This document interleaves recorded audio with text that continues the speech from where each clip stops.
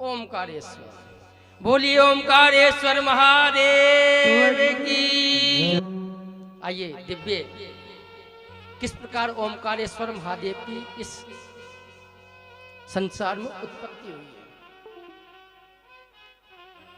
बड़े भाग्यशाली हम कि जिस प्रदेश मध्य प्रदेश में हम रहते हैं उसी प्रदेश में ओमकारेश्वर महादेव स्थित है, मध्य प्रदेश के अंदर ही।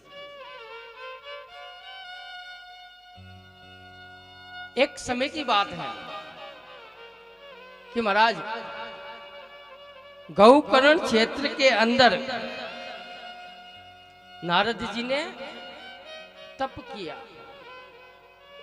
अब तप पूर्ण हुआ। तप पूर्ण होने के बाद नारद जी घूमते घूमते पर्वतराज गिरिराज बिंद के पास पहुंचे।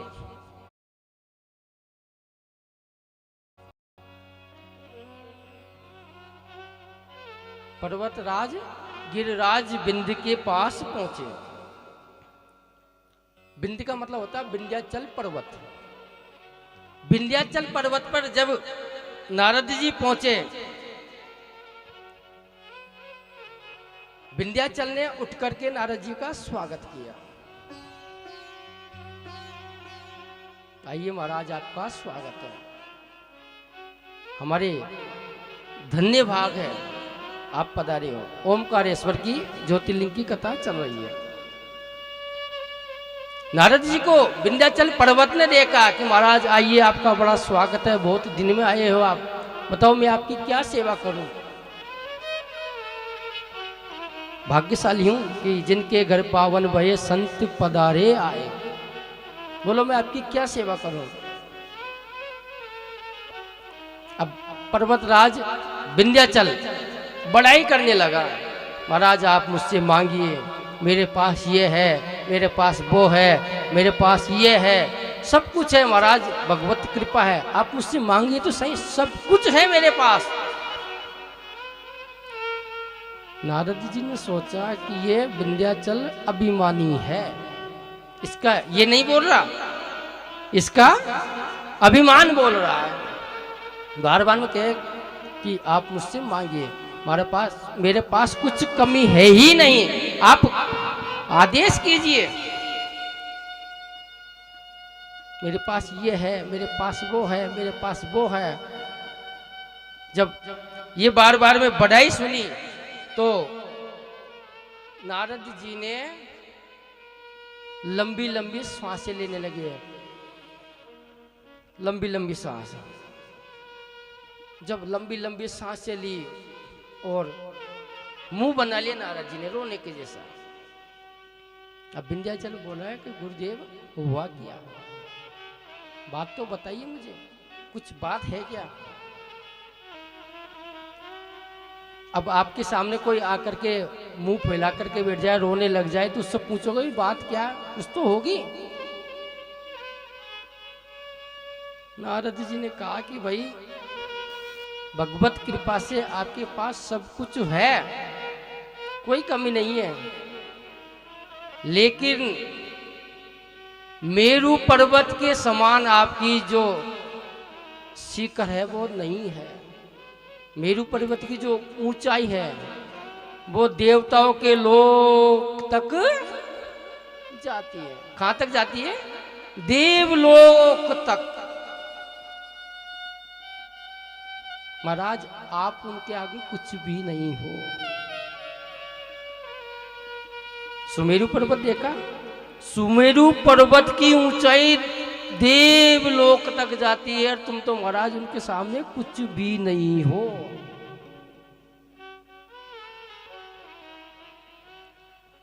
जब विंध्याचल ने सुना, विंध्याचल ने सोचा कि वास्तव में नारद जी सही कह रहे हैं, नारद जी सही कह रहे हैं। और आज के जमाने में हो क्या रहा है? यही तो हो रहा है कि हम उससे आगे आना चाहते हैं। अब नारद जी का कहना था, नारद जी कह करके चले गए क्योंकि उनको तो आग लगानी थी घर में।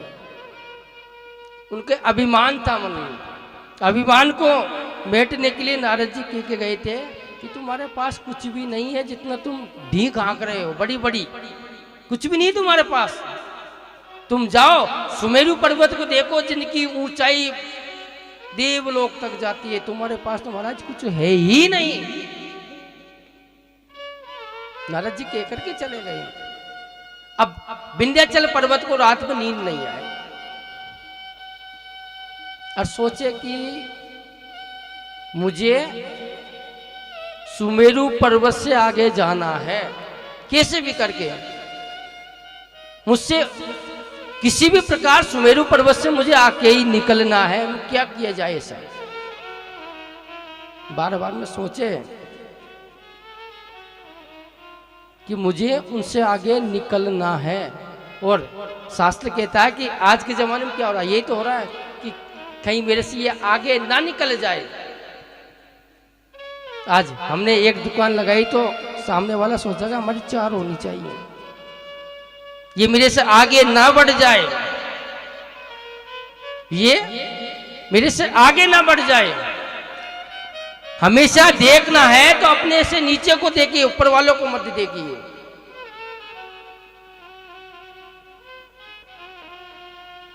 जिसके पास खाने की व्यवस्था ही नहीं है, रहने के घर नहीं है, महाराज उनको तो देखिए, वो भी तो जीवन को यापन कर रहे हैं। आज मेरे पास एक गाड़ी है तो सामने वाला सोचेगा मेरे पास 2 होना चाहिए।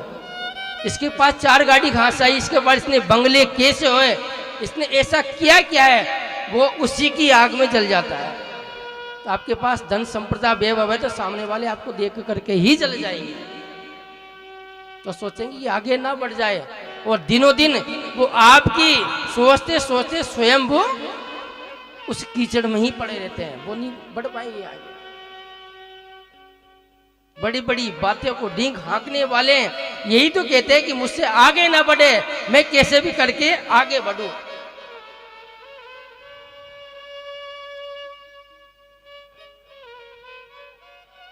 एक कहावत याद आई मेरे को।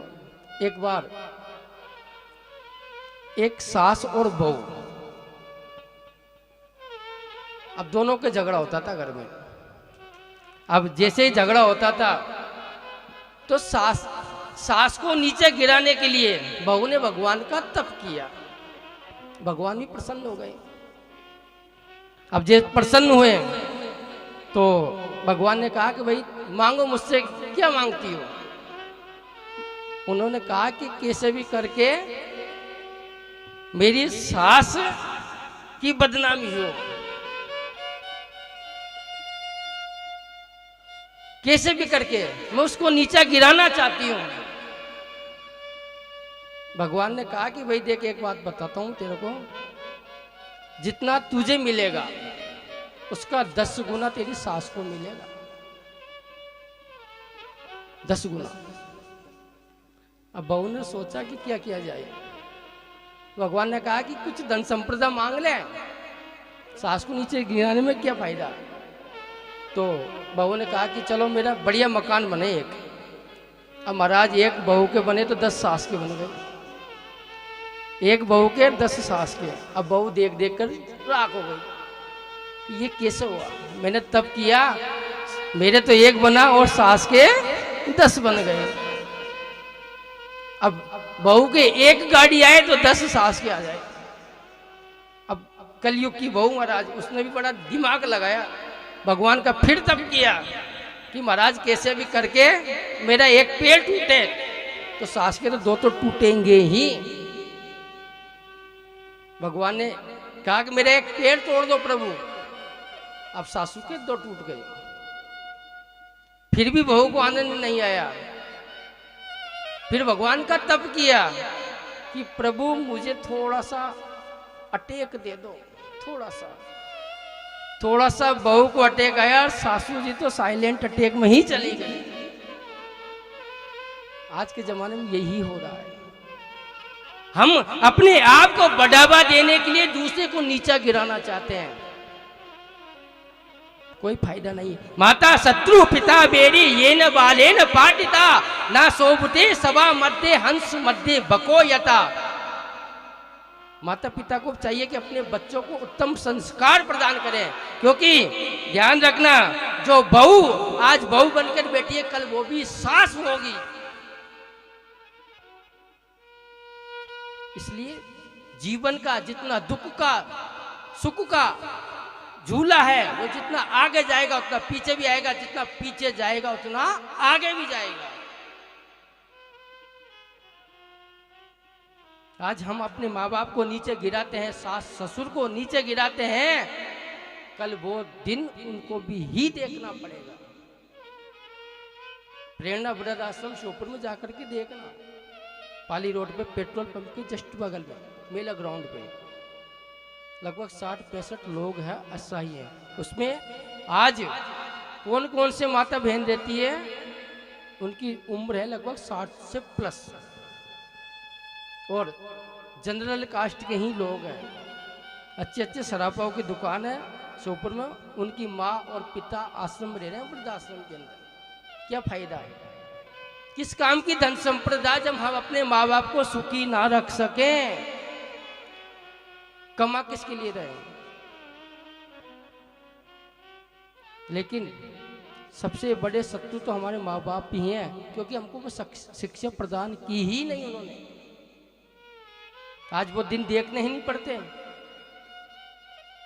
हम बच्चों को, छोटे छोटे बच्चों को सिखाओ कि मंदिर कैसे जाया जाता है। कोई घर में कोई संत ब्राह्मण आए, लेट करके प्रणाम कीजिए। भगवान राम करते थे कि नहीं करते कि प्रातः काल उठ कर के रघुनाथा, मात पिता गुरु ना वही माता। संत ब्राह्मणों को प्रणाम कीजिए, देख देख करके आपके बच्चे आपको प्रणाम करेंगे। जब हम अपने माँ बाप को सुखी नहीं रख सकते, एक दिन वो भी आएगा कि हमारे पुत्र भी हमको धक्के मार करके ही भगाएगा। प्रेरणा वृद्धाश्रम में देखना जा करके, एक तो ग्वालियर का जज है, उसके माँ बाप है राजपूतों में। क्या करोगे इस पूंजी का, इस धन का, जब हमारे बच्चे हमारे माँ बाप ही सुखी नहीं है। इसलिए हाथ जोड़ करके निवेदन है कि माँ बाप भी अपने बच्चों को उत्तम ज्ञान दें, और वो बच्चे भी अपने माँ बाप की सभ्यता, क्योंकि माँ बाप हमारे अक्षय वट है, उस अक्षय वट की छाप में हम बेटे हैं। पूछना उनसे दर्द जाकर के, जिनके माँ बाप नहीं है, जिनके माँ बाप नहीं है उनसे पूछो दर्द जाकर के। कोई झगड़ा भी हो जाए तो बचाने वाला नहीं मिलता उनको, और जब तक माँ बाप के सिर पर हाथ है वो हमारे लिए अक्षय वट है। और अक्षय वट की जब तक हमें छाप मिली है, गुरु माता पिता हमारे लिए अक्षय वट है, और इसकी छाप में जो बेटा है महाराज वो बहुत भाग्यशाली जीव है। तो आज गिरिराज बिंद ने अपने आप को बढ़ावा देने के लिए और भगवान शिव का तप किया, भगवान शिव का तप किया। तप को जैसे ही किया, 6 महीने तक भूखा प्यासा निराहार लेकर के, और गिरिराज बिंद ने महाराज 10 करोड़ पार्थिव शिवलिंगों की पूजा की। कितने करोड़?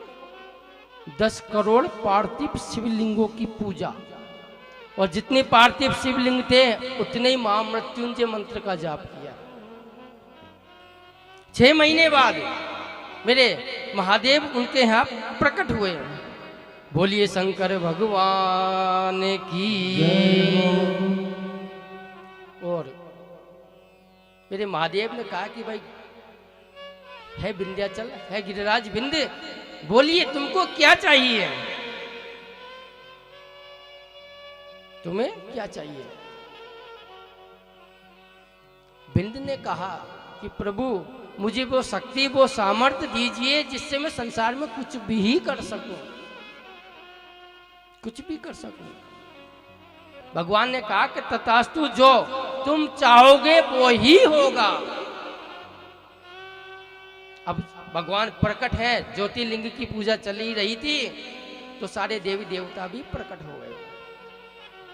सारे देवी देवता प्रकट हुए तो देवी देवता ने मिलकर के और महादेव से कहा कि प्रभु जब आप आ ही गए हो तो हमेशा के लिए इस स्थान पर विराजमान हो जाओ, हमेशा के लिए इस स्थान पर विराजमान हो जाओ। तो उस समय एक लिंग में से दो लिंग प्रकट हुए थे।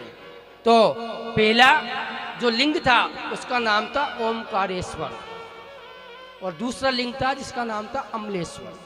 ये आज भी इस छवि का वहाँ दर्शन होता है। ये एक ही है, अलग नहीं है। लेकिन जब देवी देवता ने उनकी पूजा की थी तो ओमकार के रूप में वहाँ ज्योतिर्लिंग प्रकट हुआ था, लेकिन वही ओमकार ज्योतिर्लिंग अमलेश्वर नाम से आज भी पूजाया जाता है। ये दोनों एक ही है, दो रूप में आज भी इनकी पूजा होती है। बाकी देखा जाए तो ओमकारेश्वर के रूप में इनकी पूजा की जाती है। भगवान शिव ने उस समय देवी देवताओं को वरदान दिया कि आज के बाद इस ओमकारेश्वर ज्योतिर्लिंग की जो पूजा करेगा, पाठ करेगा, यज्ञ करेगा, अनुष्ठान करेगा, जिस प्रकार मैंने गिरिराज बिंदु को अपने हृदय से लगाया है, उसी प्रकार जो जीव मेरी पूजा करेगा उसको गणेश और कार्तिकेय के समान ही मैं प्रेम करूंगा। इतना कह करके और महादेव अंतर ध्यान हो गए। बोले ओमकारेश्वर महादेव की।